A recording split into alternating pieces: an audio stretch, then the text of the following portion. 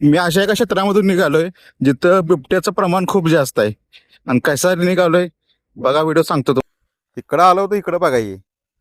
या अंधारात जोडणी दिसतंय का काय ते तुम्हाला? चला बघूया काय केलंय.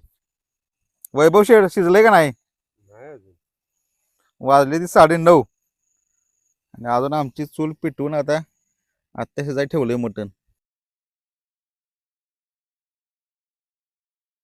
इकडं मटण लागलं होतं शिजायला, तर आमच्या गप्पा पण इकडे एकदम रंगलेल्या होत्या. आणि तोपर्यंत पातेल्याला जाय पण वाजता एकदम जोरात लागला होता. आणि पातेल्या साईडला बसायला म्हणजे काहीतरी फायदा पाहिजे की.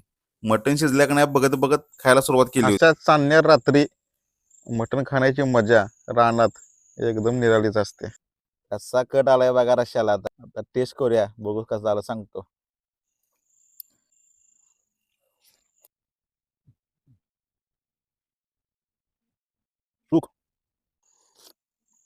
सुक्क मटण वेगळं न करता रस्सा आणि ते एकत्रच केलं असल्यामुळं रश्याला तर एकदम लईच भारी टेस्ट आलेली होती. रानात पार्टी म्हणजे कसं, खायला 4 जण आणि मटण 1.5 किलो.